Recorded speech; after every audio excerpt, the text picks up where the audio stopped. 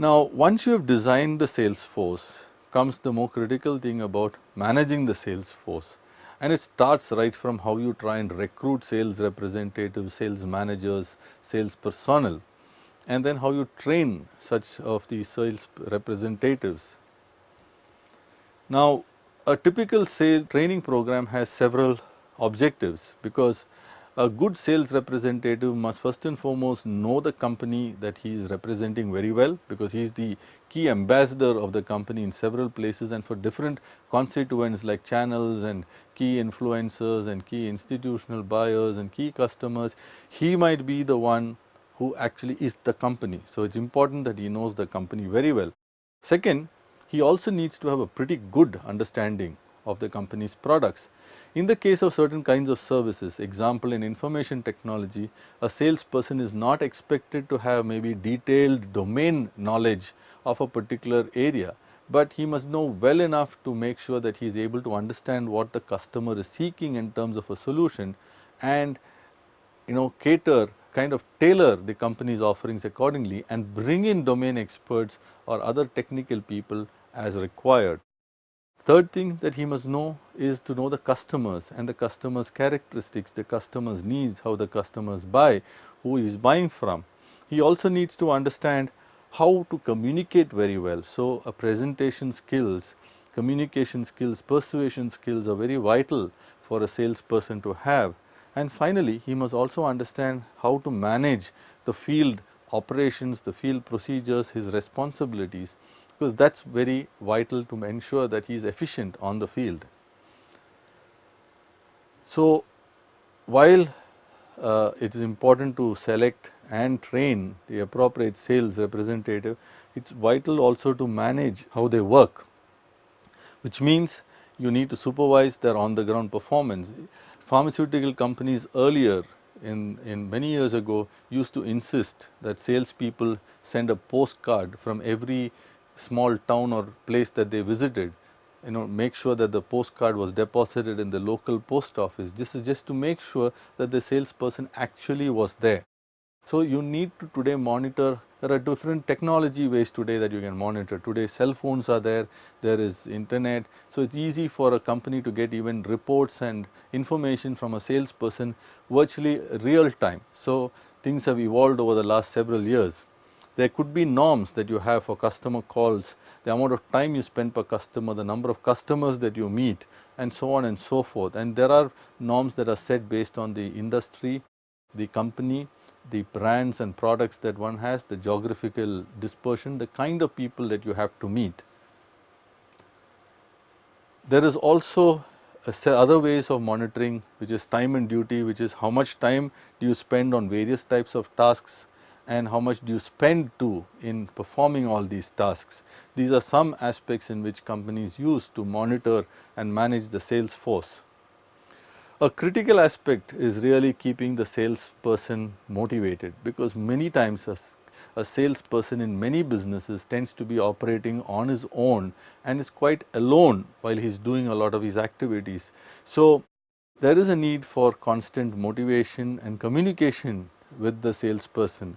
So, some of the aspects that are considered in the Churchill, Ford and Walker motivation model is that sales managers need to convince the salespeople that they can sell more by working harder or working smarter. So, that is something that sales managers have a responsibility for, and sales managers must also be able to convince them that there are certain rewards that these sales folks will get by virtue of having a much better performance, which is a consequence of the effort that they are putting in. So, it is very important for the sales force to be constantly motivated, and companies must pay sufficient attention to this vital aspect of motivation, considering the conditions and the way in which typical sales folks tend to operate.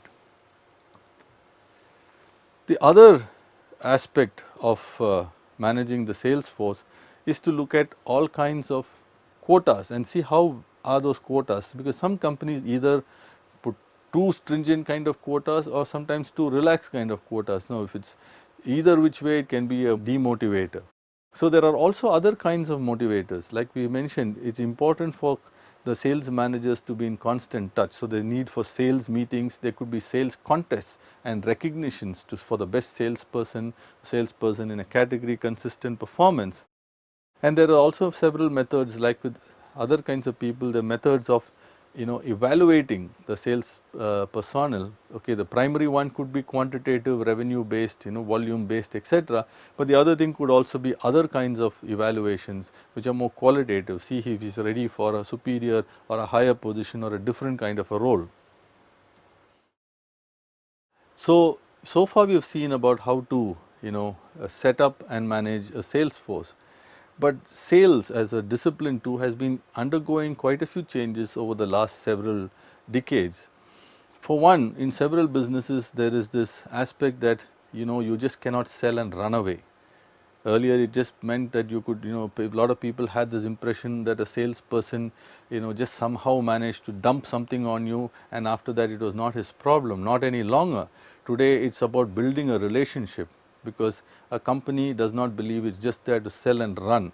So similarly, a salesperson should understand that it is time now for more relationship building, for more consultative selling many times.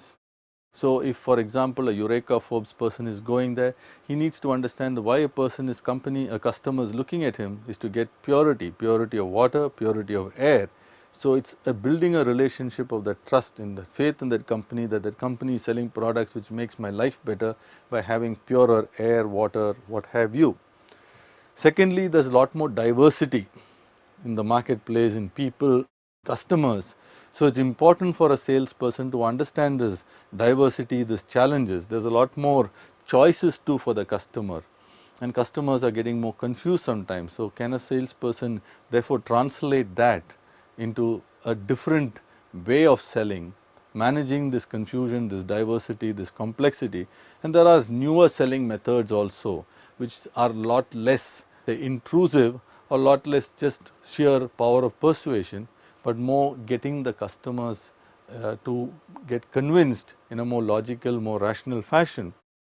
There's also globally an ethics kind of issue. There are other regulatory issues too which impinge on how one does sales today, and one has to be mindful as a sales professional about these kinds of issues, especially in areas like, for example, in places like insurance. There is the IRDA, the regulatory authority. So too in several other areas. So one has to be mindful of the kind of promises one is making. A lot of people have got very upset about the promises made by the salespeople, which are quite divergent with what the final legal document that they get, for example, in insurance. There's also a need, while there's been the historical difference that sales is essentially product oriented and marketing is more customer oriented, there is a need that one cannot divorce the two completely. One needs to also keep the customer in mind while selling a particular product, because otherwise, bad news, like we mentioned earlier, travels pretty fast, and companies who want to be here for the long term don't want this kind of bad news and a bad image kind of persisting in the marketplace. Technology too has changed. We've seen how sales reporting has dramatically changed from the days of sending postcards to using real-time handheld devices to transmit information about various things. And technology is making us also more responsive to the marketplace. So salespeople also have to change with this change in technology. And like I mentioned earlier, there are a bunch of regulatory issues impinging in several areas, in several product categories, and a good sales professional needs to keep all this in mind. And so too, it is the responsibility of the sales manager and the sales management team to make sure that their sales force is adequately abreast of all these issues.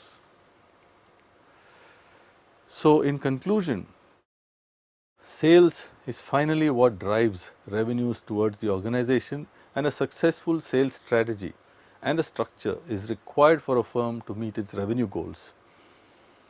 It is really the management of the sales force that is involved in selling that's the crux of this entire function.